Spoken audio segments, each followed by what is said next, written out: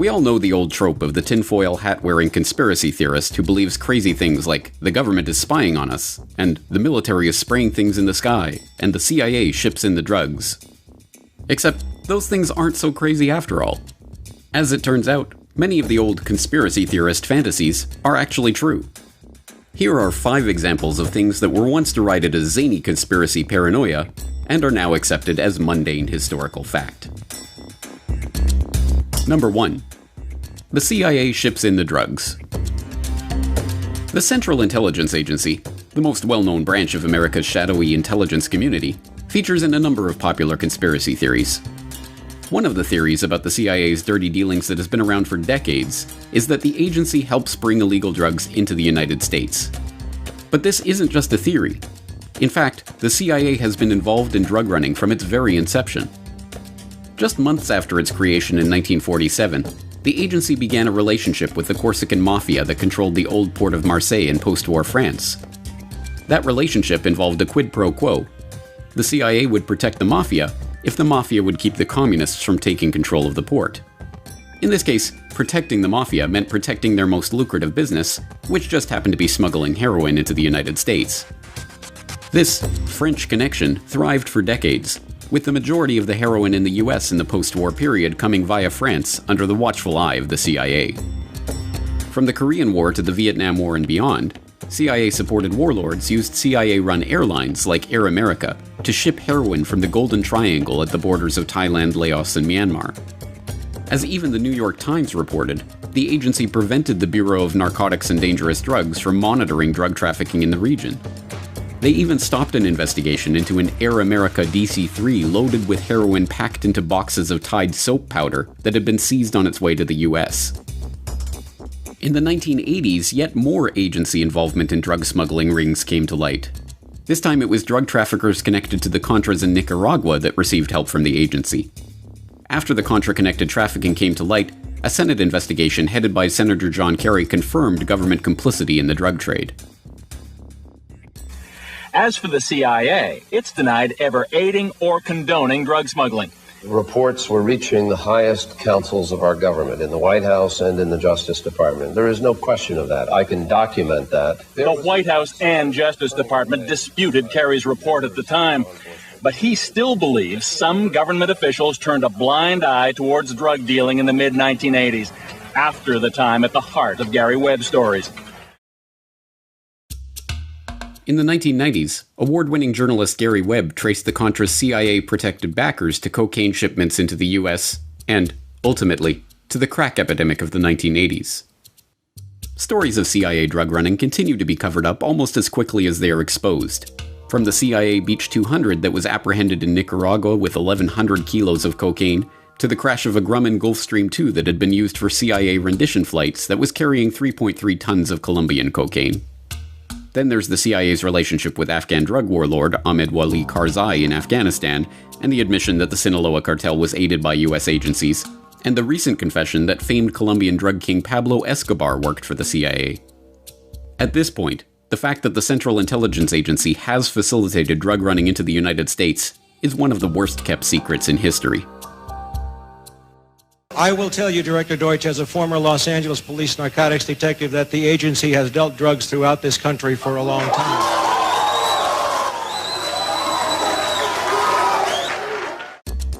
Number 2. The government is spraying us from the skies. It is incumbent on everyone who wishes to remain in the respectable, polite circles of society that they deride all chemtrail theorists as kooky fringe-nut wingbats, or whatever the ad hominem du jour is. I mean, who could actually believe that the government would ever coordinate a program to spray toxic chemicals on unwitting citizens? Except, of course, for the pesky little fact that the US government has done precisely that. Repeatedly, in fact. Like in the San Francisco Bay Area in 1950. The US Navy conducted an experiment they codenamed Operation Sea Spray, in which they secretly sprayed the population with Serratia marcescens, a rod-shaped gram-negative bacteria that just happens to be a human pathogen. And what did the Navy hope to accomplish with this experiment? Why, to determine the susceptibility of a big city like San Francisco to a bioweapon attack by terrorists, of course. And what did they actually accomplish? The death of at least one person and the hospitalization of many others. Which, I suppose, answers the experimenter's question, doesn't it? Are San Franciscans susceptible to a bioweapon attack by terrorists? Well, yes, evidently. Assuming by the word terrorist you mean the US Navy. So surely this type of thing was just a one-off. They never tried something like this before or since, right? Right? Oh, of course they did. Like in 1953, when the US Army secretly dumped a carcinogen on unknowing Canadians in Winnipeg and Alberta as part of a Cold War weapons test. In fact, in 1977, the US Army confirmed that they conducted 239 germ warfare tests in open air between 1949 and 1969, using the public as human guinea pigs in New York, San Francisco, Key West, and numerous other cities. But don't worry, everyone. I'm sure the government wouldn't be doing anything like this to the unaware masses today. That's just crazy talk. KSLA News 12 discovered chemtrails are even mentioned by name in the initial draft of House Bill 2977 back in 2001 under the Space Preservation Act. But the military denies any such program exists. Jeff Farrell, KSLA News 12 reporting. And, you know, it turns out until 9 years ago, the government had the right under U.S. law to conduct secret testing on the American public under specific conditions. Only a public outcry repealed part of that law, with some exceptions. Number 3. Governments stage terror attacks. Over the last decade, internet conspiracy analysts have brought the term false flag to the public consciousness. In naval warfare, a false flag refers to an attack where a vessel flies a flag other than their true battle flag before engaging their enemy. It is a trick designed to deceive the enemy about the true nature and origin of an attack, and it has been used over and over by government after government for hundreds of years in order to motivate their people for war. In the 1780s, Swedish King Gustav III, looking to start a war with Russia in order to shore up his own domestic political power, dressed some of his own troops in Russian military uniforms and ordered them to attack a Swedish outpost on the Russian border. The ruse worked, and the Swedes, outraged at this supposedly Russian attack, gave the king the authority to launch a defensive war. In 1931, the Japanese were looking for a pretext to invade Manchuria. On September 18th of that year, a lieutenant in the Imperial Japanese Army detonated a small amount of TNT along a Japanese-owned railway in the Manchurian city of Mukden. The act was blamed on Chinese dissidents and used to justify the occupation of Manchuria just 6 months later. When the deception was later exposed, Japan was diplomatically shunned and forced to withdraw from the League of Nations.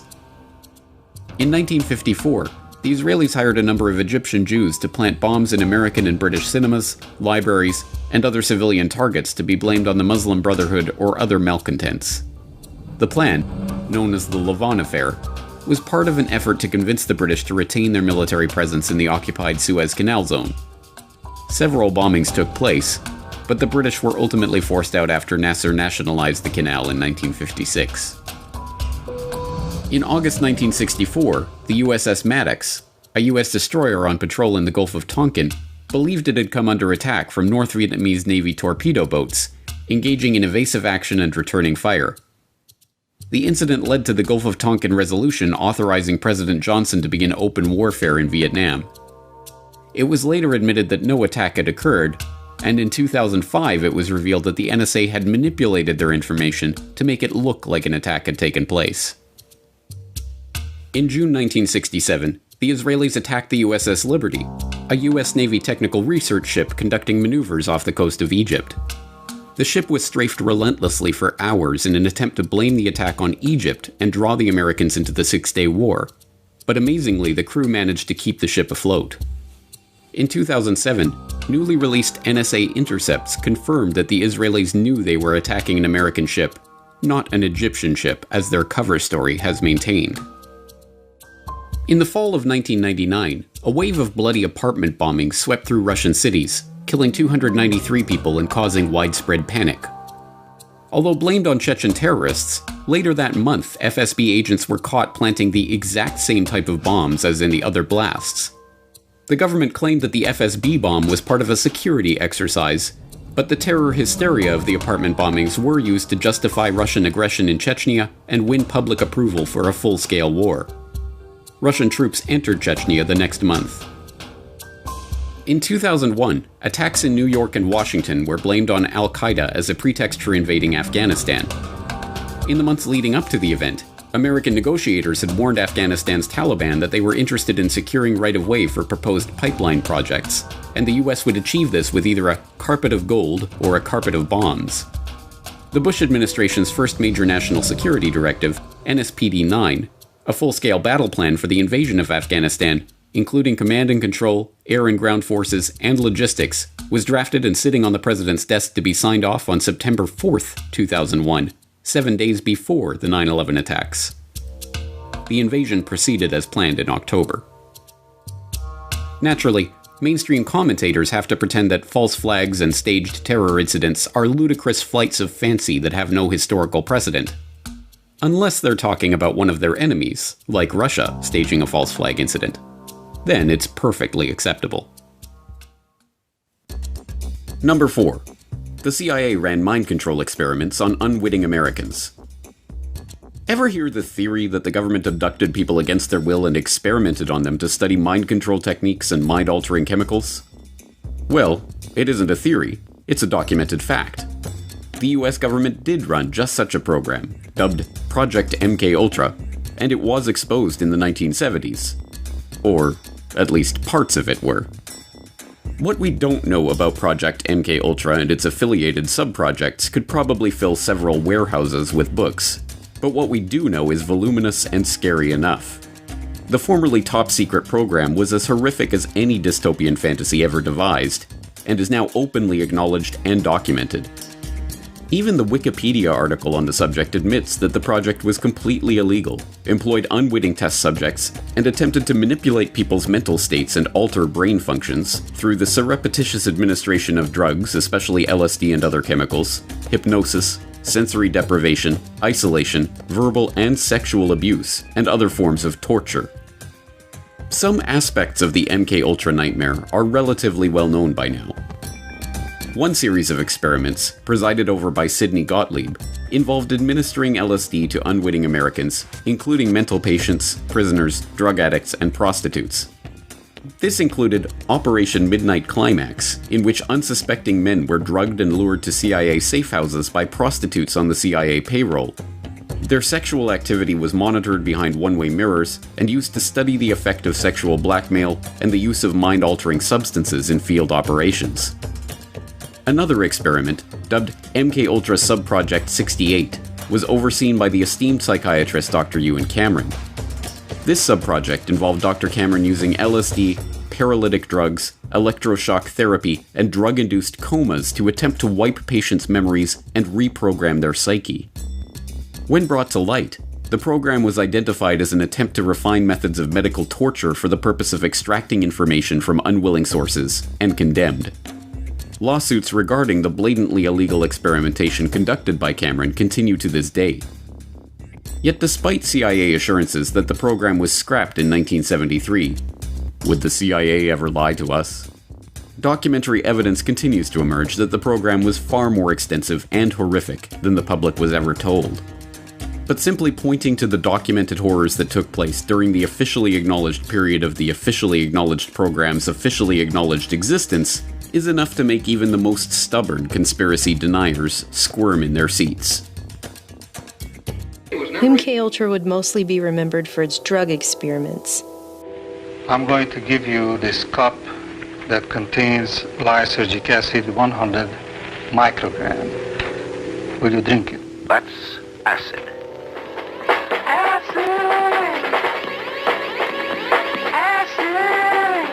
Characterized by hallucinations, illusions, distortions of perception and thinking.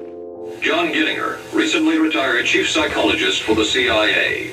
We could disable a whole city by putting a very small amount in a water supply. Everything from prostitution studies to poisons to top secret weapons like the heart attack gun grabbed headlines with sensational accounts of the CIA's sketchy techniques. Have you brought with you some of those devices which would have enabled the CIA to use this poison for, we have indeed, for killing people? Good evening. The White House disclosed today that the CIA's drug testing program on unsuspecting Americans had been more expensive than the agency had admitted. CIA secretly funneled money through scores of research foundations, colleges, hospitals, and clinics, including a $375,000 grant through the Geschichter Research Fund here in Washington. The complex and compartmentalized management of such a large project, through front groups and with the participation of countless agencies and institutions to carry out secret research, should be a testament to just how sophisticated and shadowy government science had become.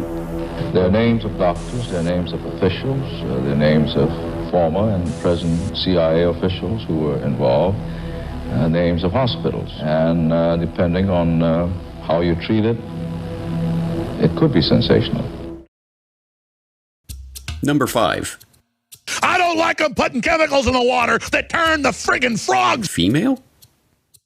You've probably seen the memes about it. It's one of the best known and most parodied conspiracy memes of recent years, constantly held up as an example of how utterly deranged and off-base online conspiracy theorists are. That turn the friggin' frogs gay. Do you understand that? Turn the friggin' frogs gay. Do you understand that? After all, everyone knows that chemicals in the water aren't turning the frogs gay. They're turning them female. Reports began to emerge on this phenomenon a decade ago, like this one from Live Science. Pesticide turns male frogs into females, which points out that scientific research is demonstrating that a commonly used pesticide known as atrazine can turn male frogs into females that are successfully able to reproduce. Atrazine, it turns out, is a weed killer used primarily on corn crops and can cause sexual abnormalities in frogs, such as hermaphroditism, having both male and female sex organs. The study from 2010 further discovered that atrazine's effects are long-lasting and can influence reproduction in amphibians. The results suggest that atrazine could have potentially harmful effects on populations of amphibians, animals that are already experiencing a global decline. And despite the steady flow of funny memes this observation has generated, this is no laughing matter. As study author Tyrone B. Hayes of the University of California, Berkeley explains, the study suggests that atrazine, which is banned in Europe, could have potentially harmful effects on populations of amphibians, animals that are already experiencing a global decline. Though there's no mention of the frog's sexual preferences, pesticides are admittedly bending the genders of amphibians. And to top it all off, since atrazine interferes with the production of the sex hormone estrogen present in people and frogs, the findings could have implications for humans as well. But it isn't just atrazine. Over the last century, mass manufacturing of plastics and other products have meant that our environment is now awash in chemicals called endocrine disruptors, which, a growing body of research suggests, interferes with sperm production and may impair human fertilization. These chemicals may be one of the reasons that sperm counts are undergoing a dramatic drop in developed countries and other issues with men's health, including testicular cancer, undescended testes, and low sperm count. That's actually a pretty big deal. But I guess if you want to make trendy hipsters laugh, just tell them these completely admitted scientific facts about the pesticide that are wreaking untold havoc on our environment, and then do your best impression of a loudmouth Texan ranting about gay frogs. You'll have your friends in stitches. Just don't say it's a theory. In conclusion, in truth, there are many more examples of conspiracy theories that turned out to be true. From the US government knowingly injecting poor black sharecroppers with syphilis, to the CIA heart attack gun, to the anonymous letter that the FBI wrote to Martin Luther King urging him to kill himself. So, what other not-so-theoretical conspiracy theories do you know of? Let us know in the comments below. There has never been a conspiracy in this country.